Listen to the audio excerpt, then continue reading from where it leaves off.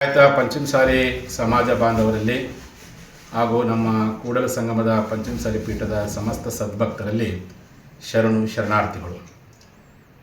ಪಂಚಮಸಾಲಿ ಸಮುದಾಯಕ್ಕೆ 2A ಮೀಸಲಾತಿ ಕುರಿತು ಚರ್ಚಿಸಲು ಸಮಾಜದಲ್ಲಿರುವಂಥ ಕೆಲವೊಂದು ಭಿನ್ನಾಭಿಪ್ರಾಯಗಳನ್ನು ಸರಿಪಡಿಸಲಿಕ್ಕೋಸ್ಕರವಾಗಿ ಏಪ್ರಿಲ್ 20ನೇ ತಾರೀಕು ಭಾನುವಾರ ಮಧ್ಯಾಹ್ನ 3 ಗಂಟೆಗೆ ನಮ್ಮ ಕೂಡಲ ಸಂಗಮದ ಲಿಂಗಾಯತ ಪಂಚಮಸಾಲಿ ಜಗದ್ಗುರು ಮಹಾಪೀಠದಲ್ಲಿ ಕರೆಯಲಾಗಿದ್ದಂತಹ ನಮ್ಮ ಸಮಾಜದ ರಾಜ್ಯ ಮಟ್ಟದ ಸಭೆ, ಆ ಸಭೆಗೆ ಈಗಾಗಲೇ ಗುರುಗಳ ಮಾತಿಗೆ ಹೋಗೊಟ್ಟು ಲಕ್ಷಾಂತರ ಸಂಖ್ಯೆಯಲ್ಲಿ ಸಮಾಜ ಬಂಧುಗಳು ಬರಲಿಕ್ಕೆ ಎಲ್ಲರೂ ಸಹ ತಾವು ತಯಾರಾಗಿದ್ದೀರಿ.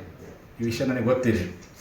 ಈ ಒಂದು ಹಿನ್ನೆಲೆ ಒಳಗೆ ನಮ್ಮ ಸಮಾಜದ ಶಾಸಕರಾಗಿರ್ತಕ್ಕಂಥ ವಿನಯ್ ಕುಲಕರ್ಣಿಯವರು, ಮಾಜಿ ಸಚಿವರಾದ AB ಪಾಟೀಲ್ ಅವರು, ಮಾಜಿ ಶಾಸಕರಾಗಿರ್ತಕ್ಕಂಥ ಶಿವಶಂಕರ್ ಅವರ ಮಧ್ಯಸ್ಥಿತಿಯಲ್ಲಿ ನಮ್ಮ ಸಮಾಜದ ಒಗ್ಗಟ್ಟನ್ನು ಮತ್ತೆ ನಾವು ಮುಂದುವರ್ಸ್ಕೊಂಡು ಹೋಗಬೇಕು.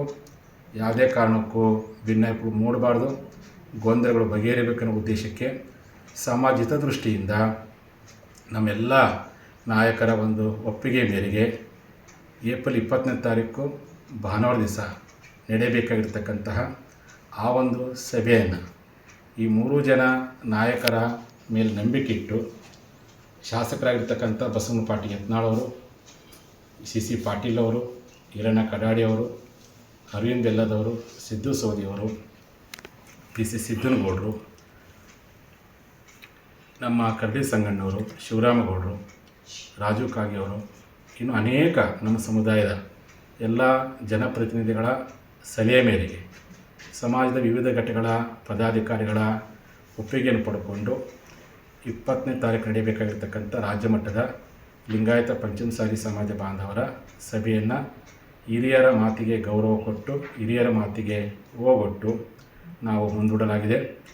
ಆದಷ್ಟು ಬೇಗನೆ ಬೆಳಗಾವಿಯಲ್ಲಿ ಅಥವಾ ಮತ್ತು ಯಾವುದಾದ್ರೂ ಒಂದು ಪ್ರಮುಖ ಊರಲ್ಲಿ ಶಾಶ್ವತವಾಗಿರ್ತಕ್ಕಂತಹ ಪರಿಹಾರವನ್ನು ಕಂಡುಕೊಳ್ಳುವ ಹಿನ್ನೆಲೆ ಒಳಗೆ ನಾವೆಲ್ಲರೂ ಮತ್ತೊಮ್ಮೆ ಒಂದೇ ತಾಯಿ ಮಕ್ಕಳಂತೆ ಸಮಾಜದ ಒಗ್ಗಟ್ಟನ್ನು ತೋರಿಸಲಿಕ್ಕೋಸ್ಕರವಾಗಿ ಮುಂದಿನ ನಾವೆಲ್ಲರೂ ಕೂಡಿ ಚರ್ಚಿಸುವ ಪ್ರಯತ್ನವನ್ನು ನಾವೆಲ್ಲರೂ ಕೂಡ ಮಾಡೋಣ.